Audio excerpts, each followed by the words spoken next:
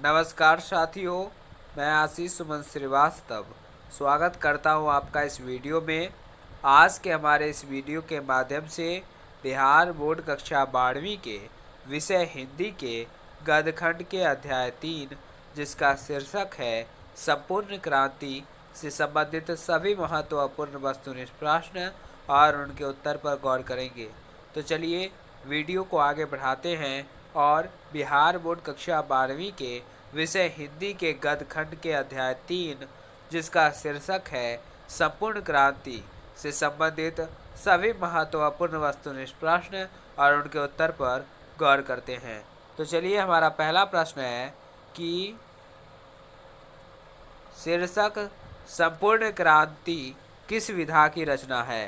तो हम आपको बता दें कि शीर्षक संपूर्ण क्रांति भाषण विधा की रचना है। तो इस प्रकार से हम यह कह सकते हैं कि प्रश्न संख्या 1 का जो सही उत्तर है वो ऑप्शन स यानी कि भाषण होगा। शीर्षक संपूर्ण क्रांति भाषण विधा की रचना है। अब आगे बढ़ते हैं यानी कि प्रश्न संख्या 2 की ओर। प्रश्न संख्या 2 जिसमें कह रहा है कि शीर्षक संपूर्ण क्रांति के रचनाकार कौन है। शीर्षक संपूर्ण क्रांति के रचनाकार कौन है। तो हम आपको बता दें कि शीर्षक संपूर्ण क्रांति जो कि एक भाषण है, इसके रचनाकार जयप्रकाश नारायण हैं। तो इस प्रकार से हम यह कह सकते हैं कि प्रश्न संख्या 2 का जो सही उत्तर है वो ऑप्शन अ यानी कि जयप्रकाश नारायण होगा। शीर्षक संपूर्ण क्रांति के रचनाकार जयप्रकाश नारायण हैं। अब आगे बढ़ते हैं यानी कि प्रश्न संख्या 3 की ओर। प्रश्न संख्या 3 जिसमें कह रहा है कि जयप्रकाश नारायण द्वारा दिया गया भाषण कौन है। यानी कि नीचे जो 4 विकल्प दिए गए हैं उनमें से कौन सा विकल्प या कौन सा भाषण जो है जयप्रकाश नारायण द्वारा दिया गया है। तो हम आपको बता दें कि संपूर्ण क्रांति नाम का भाषण जयप्रकाश नारायण द्वारा दिया गया है। तो इस प्रकार से हम यह कह सकते हैं कि प्रश्न संख्या 3 का जो सही उत्तर है वो ऑप्शन अ यानी कि संपूर्ण क्रांति होगा। अब आगे बढ़ते हैं यानी कि प्रश्न संख्या 4 की ओर।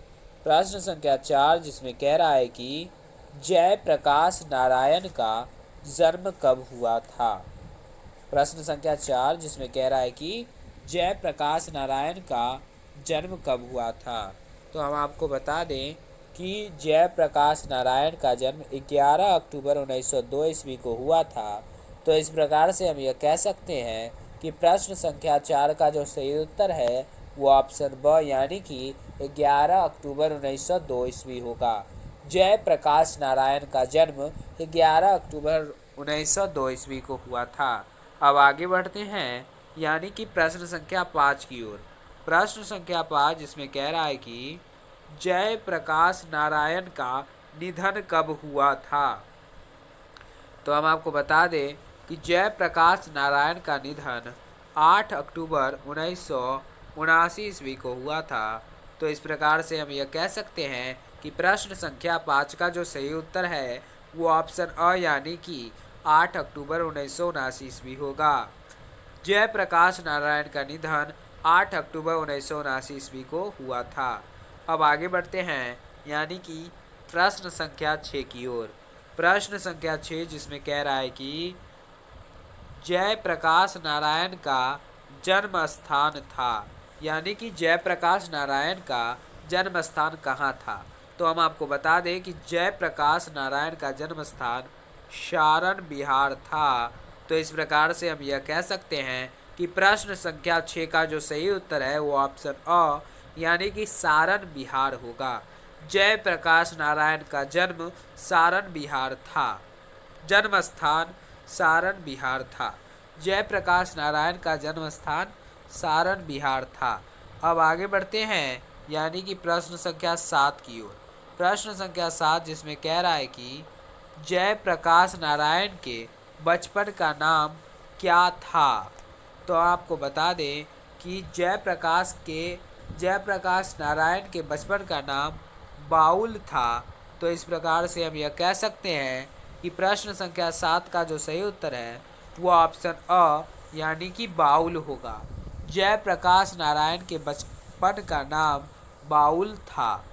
अब आगे बढ़ते हैं यानी कि प्रश्न संख्या 8 की ओर। प्रश्न संख्या 8 जिसमें कह रहा है कि जयप्रकाश नारायण को भारत की जनता किस नाम से याद करती है। तो हम आपको बता दें कि जयप्रकाश नारायण को भारत की जनता लोकनायक नाम से याद करती है। तो इस प्रकार से हम यह कह सकते हैं कि प्रश्न संख्या 8 का जो सही उत्तर है वो ऑप्शन अ यानी कि लोकनायक होगा।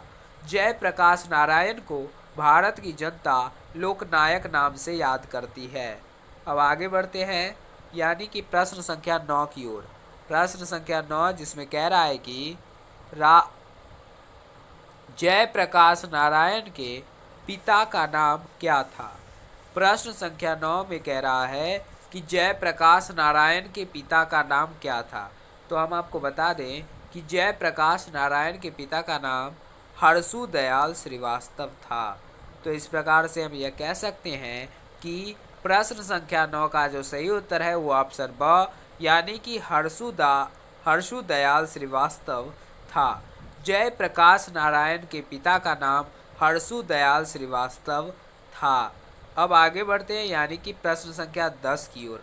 प्रश्न संख्या 10 जिसमें कह रहा है कि जयप्रकाश नारायण के माता का नाम क्या था। तो हम आपको बता दें कि जयप्रकाश नारायण के माता का नाम फूल रानी था। तो इस प्रकार से हम यह कह सकते हैं कि प्रश्न संख्या 10 का जो सही उत्तर है वो ऑप्शन अ यानी कि फूल रानी होगा। जयप्रकाश नारायण के माता का नाम फूल रानी था। अब आगे बढ़ते हैं यानी कि प्रश्न संख्या 11 की ओर। प्रश्न संख्या 11 जिसमें कह रहा है कि जयप्रकाश नारायण को भारत रत्न कब मिला। तो हम आपको बता दें कि जयप्रकाश नारायण को जिन्होंने संपूर्ण क्रांति का नारा दिया था उनको भारत रत्न 1998 ईस्वी में मिला। तो इस प्रकार से हम यह कह सकते हैं कि प्रश्न संख्या 11 का जो सही उत्तर है वो ऑप्शन अ यानी कि 1998 ईस्वी होगा। जयप्रकाश नारायण को भारत रत्न 1998 ईस्वी में मिला था। अब आगे बढ़ते हैं यानी कि प्रश्न संख्या 12 की ओर। प्रश्न संख्या 12 जिसमें कह रहा है कि संपूर्ण क्रांति का नेतृत्व किसने दिया या संपूर्ण क्रांति का नेतृत्व किसने किया। तो हम आपको अभी जस्ट बताए हैं कि संपूर्ण क्रांति का नेतृत्व जो है वो जयप्रकाश नारायण ने किया। तो इस प्रकार से हम यह कह सकते हैं कि प्रश्न संख्या 12 का जो सही उत्तर है वो ऑप्शन अ यानी कि जयप्रकाश नारायण होगा। संपूर्ण क्रांति का नेतृत्व जयप्रकाश नारायण ने किया। अब आगे बढ़ते हैं यानी कि प्रश्न संख्या 13 की ओर। प्रश्न संख्या 13 जिसमें कह रहा है कि जयप्रकाश नारायण ने संपूर्ण क्रांति का भाषण कब दिया। तो हम आपको बता दें कि ये जो जिस चैप्टर का हम अभी ऑब्जेक्टिव क्वेश्चन कर रहे हैं उसका नाम है संपूर्ण क्रांति जो कि एक भाषण है। तो इस यानी कि प्रश्न संख्या 13 में कह रहा है कि जयप्रकाश नारायण ने, किसने, जयप्रकाश नारायण ने। तो जयप्रकाश नारायण ने संपूर्ण क्रांति का भाषण कब दिया। तो हम आपको बता दें कि जयप्रकाश नारायण ने संपूर्ण क्रांति का भाषण 5 जून 1974 ईस्वी को दिया। तो इस प्रकार से हम यह कह सकते हैं कि प्रश्न संख्या 13 का जो सही उत्तर है वो ऑप्शन अ यानी कि 5 जून 1974 ईस्वी होगा। जयप्रकाश नारायण ने संपूर्ण क्रांति का भाषण 5 जून 1974 ईस्वी को दिया था। अब आगे बढ़ते हैं यानी कि प्रश्न संख्या 14 की ओर। प्रश्न संख्या 14 जिसमें कह रहा है कि जयप्रकाश नारायण ने किस साल या किस वर्ष जयप्रकाश नारायण ने किस वर्ष छात्र आंदोलन का नेतृत्व किया। तो हम आपको बता दें कि जयप्रकाश नारायण ने सन 1974 में छात्र आंदोलन का नेतृत्व किया। तो इस प्रकार से हम यह कह सकते हैं कि प्रश्न संख्या 14 का जो सही उत्तर है वो ऑप्शन अ यानी कि 1974 ईस्वी होगा। जयप्रकाश नारायण ने 1974 में छात्र आंदोलन का नेतृत्व किया। अब आगे बढ़ते हैं यानी कि प्रश्न संख्या 15 की ओर। प्रश्न संख्या 15 जिसमें कह रहा है कि जयप्रकाश नारायण को समाज सेवा के लिए 1965 में किस पुरस्कार से सम्मानित किया गया। तो सबसे पहले हम आपको बता दें कि किसको, तो जयप्रकाश नारायण को, किसके लिए, तो समाज सेवा के लिए। कब, तो 1965 में। किस पुरस्कार से, तो मैगसेसे सम्मान, मैगसेसे सम्मान से सम्मानित किया गया। तो इस प्रकार से हम यह कह सकते हैं कि प्रश्न संख्या 15 का जो सही उत्तर है वो ऑप्शन अ यानी कि मैगसेसे सम्मान होगा। जयप्रकाश नारायण को समाज सेवा के लिए 1965 में मैगसेसे सम्मान से सम्मानित किया गया। तो प्रश्न में कह सकता है कि जयप्रकाश नारायण को किस लिए 1965 में जयप्रकाश नारायण को समाज सेवा के लिए 1965 में किस पुरस्कार से सम्मानित किया गया। तो जयप्रकाश नारायण को समाज सेवा के लिए 1965 में मैगसेसे सम्मान के लिए सम्मान से सम्मानित किया गया। या प्रश्न में कह सकता है कि जयप्रकाश नारायण को किस चीज़ के लिए 1965 में मैगसेसे सम्मान से सम्मानित किया गया। तो आपका जवाब होगा समाज सेवा के लिए। प्रश्न में ये भी कह सकता है कि जयप्रकाश नारायण को समाज सेवा के लिए किस वर्ष मैगसेसे सम्मान से सम्मानित किया गया। तो आपका जवाब होगा 1965 ईस्वी में। तो इस यानी कि प्रश्न संख्या 15 का जो सही उत्तर है वो ऑप्शन अ यानी मैगसेसे सम्मान होगा। जयप्रकाश नारायण को किसके लिए, समाज सेवा के लिए। कब, 1965 में। किस पुरस्कार से, तो मैगसेसे सम्मान से सम्मानित किया गया। तो इस प्रकार से हम यह कह सकते हैं कि प्रश्न संख्या 15 का जो सही उत्तर है वो ऑप्शन अ यानी कि मैगसेसे सम्मान होगा। अब आगे बढ़ते हैं यानी कि प्रश्न संख्या 16 की ओर। प्रश्न संख्या 16 जिसमें कह रहा है कि जयप्रकाश नारायण के अनुसार देश का भविष्य किसके हाथों में है। प्रश्न संख्या 16 में कह रहा है कि जयप्रकाश नारायण के अनुसार देश का भविष्य किसके हाथों में है।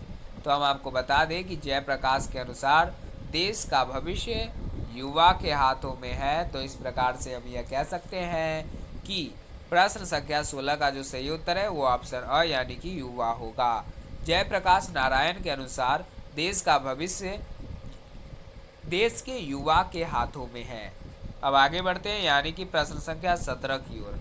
प्रश्न संख्या 17 जिसमें कह रहा है कि प्रजा सोशलिस्ट पार्टी का गठन कब हुआ।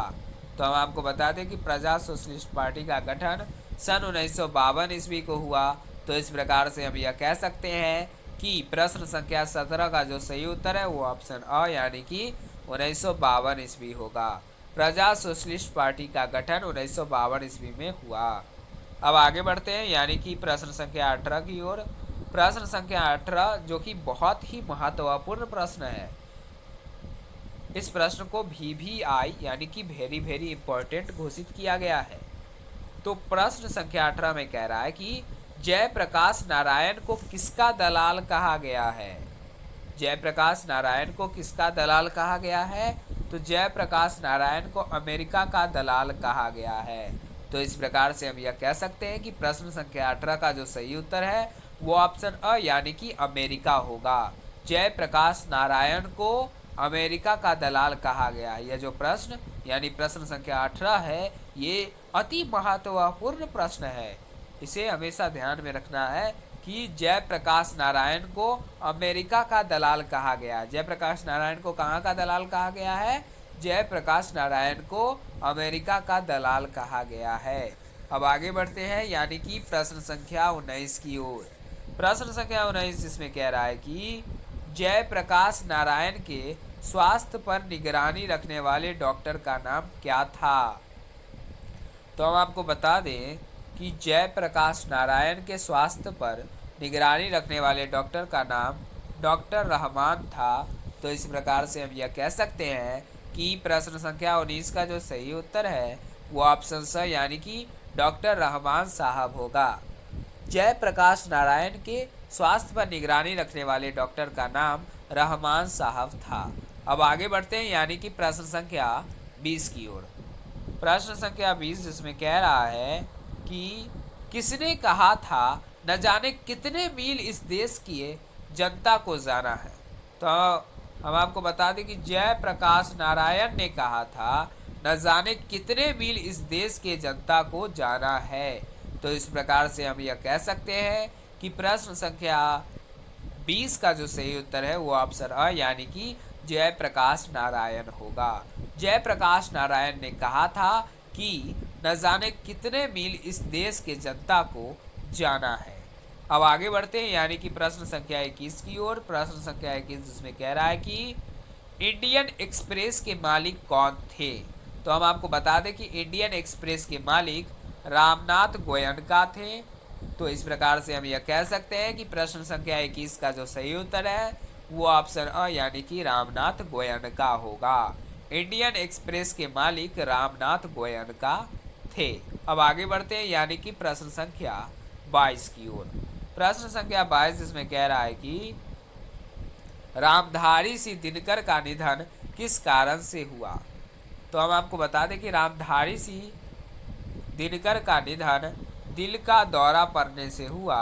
तो इस प्रकार से हम यह कह सकते हैं कि प्रश्न संख्या 22 का जो सही उत्तर है वो ऑप्शन अ यानी कि दिल का दौरा पड़ने से होगा। रामधारी सिंह का निधन दिल का दौरा पड़ने से हुआ। अब आगे बढ़ते हैं यानी कि प्रश्न संख्या 23 की ओर। प्रश्न संख्या 23 इसमें कह रहा है कि जयप्रकाश नारायण ने आईएससी की परीक्षा कहाँ से दी थी। तो हम आपको बता दें कि जयप्रकाश नारायण ने आईएससी की परीक्षा बिहार विद्यापीठ से दी थी। तो इस प्रकार से हम यह कह सकते हैं कि प्रश्न संख्या 23 का जो सही उत्तर है वो ऑप्शन अ यानी कि बिहार विद्यापीठ होगा। जयप्रकाश नारायण ने आईएससी की परीक्षा कहाँ से दी थी। तो जयप्रकाश नारायण ने आईएससी की परीक्षा बिहार विद्यापीठ से दी थी। प्रश्न में इस प्रकार से भी पूछा जा सकता है बोर्ड में कि जयप्रकाश नारायण ने बिहार विद्यापीठ से किस चीज़ की परीक्षा दी थी। तो आपका जवाब होगा कि जयप्रकाश नारायण ने बिहार विद्यापीठ से आईएससी की परीक्षा दी थी। किसकी परीक्षा दी थी? आईएससी की परीक्षा दी थी। तो इस प्रकार से हम यह कह सकते हैं कि प्रश्न संख्या 23 का जो सही उत्तर है वो ऑप्शन अ यानी कि बिहार विद्यापीठ होगा। जयप्रकाश नारायण ने आईएससी की परीक्षा बिहार विद्यापीठ से दी थी। अब आगे बढ़ते हैं यानी कि प्रश्न संख्या 24 की ओर। प्रश्न संख्या 24 जिसमें कह रहा है कि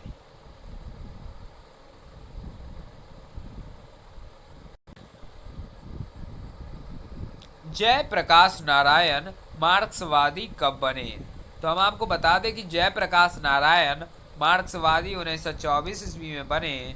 तो इस प्रकार से हम यह कह सकते हैं कि प्रश्न संख्या 24 का जो सही उत्तर है वो ऑप्शन ब यानी कि 1924 ईस्वी होगा। जयप्रकाश नारायण 1924 ईस्वी में मार्क्सवादी बने। अब आगे बढ़ते हैं यानी कि प्रश्न संख्या 25 की ओर, जो इस वीडियो और इस अध्याय का अंतिम महत्वपूर्ण वस्तुनिष्ठ प्रश्न है। तो प्रश्न संख्या 25 में कह रहा है कि बड़े उच्च अधिकारी ने किसके मुंह से सुना कि जयप्रकाश नारायण नहीं होते तो बिहार जल गया होता। ऑप्शन अ में दिया गया है दीक्षित जी, ऑप्शन ब में दिया गया श्रीवास्तव जी, ऑप्शन स में दिया गया है सक्सेना जी और ऑप्शन द में दिया गया है शास्त्री जी। तो इस यानी कि प्रश्न संख्या 25 जिसमें कह रहा है कि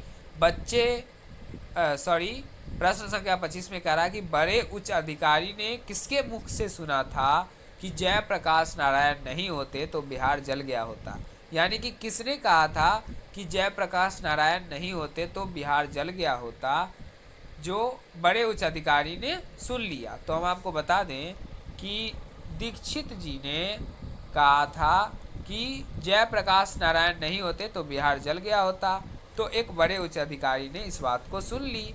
तो इस यानी कि प्रश्न संख्या 25 का जो सही उत्तर होगा वो ऑप्शन अ यानी कि दीक्षित जी होगा।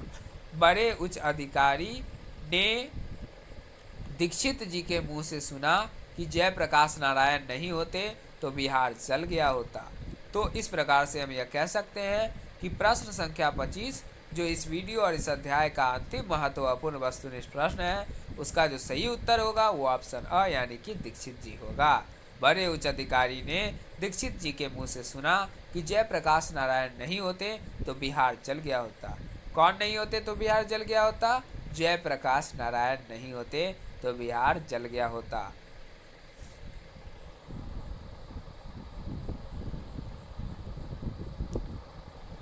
तो इस प्रकार से बिहार बोर्ड कक्षा 12वीं के विषय हिंदी के गद्यखंड के अध्याय 3 जिसका शीर्षक है संपूर्ण क्रांति, उससे संबंधित सभी महत्वपूर्ण वस्तुनिष्ठ प्रश्न और उनके उत्तर पर हम गौर कर चुके हैं।